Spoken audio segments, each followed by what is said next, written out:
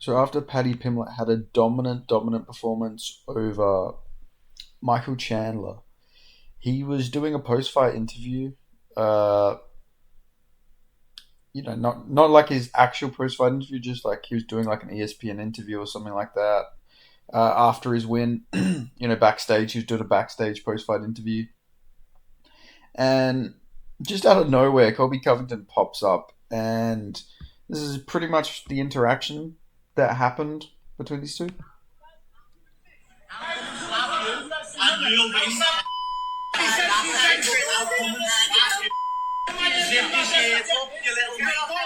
being done for 2-6. Remember that.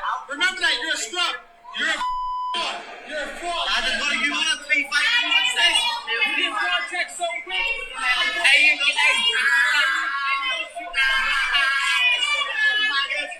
keep pulling your act on your.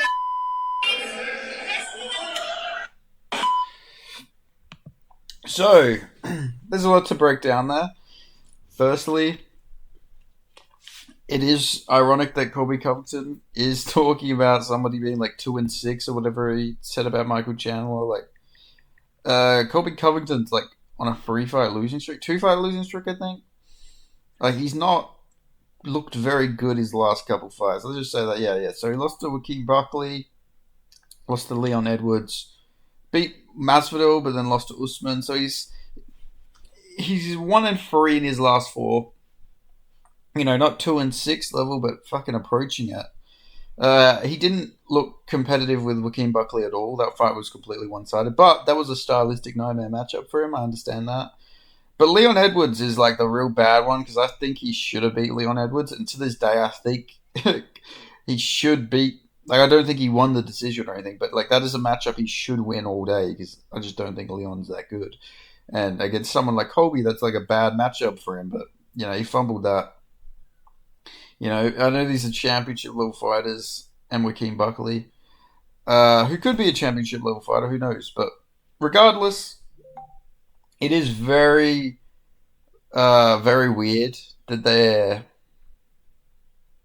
said. It's very weird that Colby's even doing this. Like, firstly, you're going at a guy who's a lightweight. I remember him saying about how, oh yeah, all Usman's doing is beating these little lightweights like Gilbert Burns, but now he's like calling out Paddy Pimblett, who's a former bantamweight.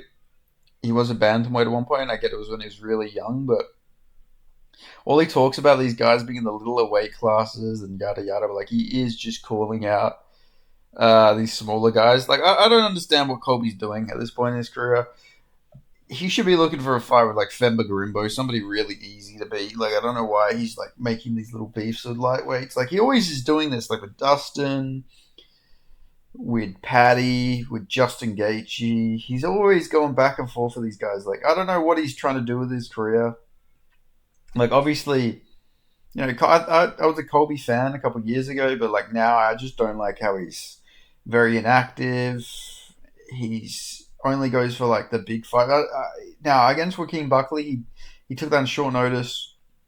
Full respect to him. Like that was really good of him. He went in there with a young, dangerous guy. Didn't have to take that fight at all, but he did. So I respect it for that, 100%. But when you look at it, like all these other like guys, like there's so many. Oh my god, people always get onto me for yawning, by the way. Like, I'm fucking making this video as soon as I wake up, so I'm sorry for yawning. But anyway, like I said, Leon Edwards, he got that fight, like, really, that was like Dana White privilege, like, that, somebody isn't getting a fight with the champion beating that version of Jorge, typically. But, like, there were so many guys he could have fought, like Gilbert Burns, like all these guys that he just sat out and didn't fight. And the UFC rewarded the behavior, which is crazy to me. Like Bilal Muhammad, he could have fought Bilal Muhammad.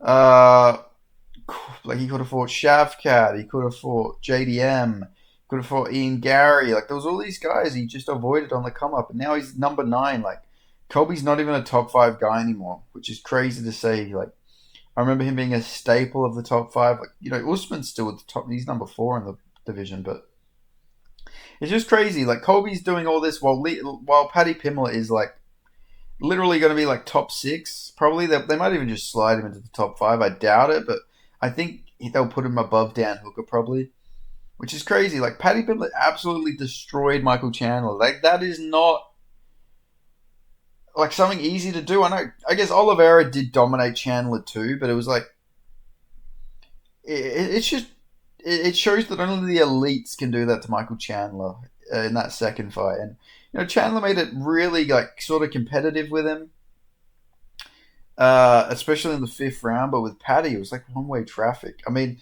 the first round they gave the first round to Chandler. I don't agree with it though. I thought Paddy won the first round, but like Paddy just beat him up. Like it's just there are two different levels at this point. Like Colby's on the move down. Well, I think Paddy's getting much better. Like he's improving a lot. People are saying he's beating up old men, but like no matter how you look at it, Michael Chandler is always going to be a tough fight. He's super athletic, powerful guy. Yeah, he's getting a bit older, but like it's Michael Chandler. Like he gives all of these other lightweight guys tough fights. I know he's on a long losing streak and all this, but he gave Dustin Poirier a fucking back and forth scrap. Gave Oliveira a back and forth scrap. Gave Gaethje a back and forth scrap. Gave Oliveira a back and forth scrap the first time. Knocked out Dan Hooker.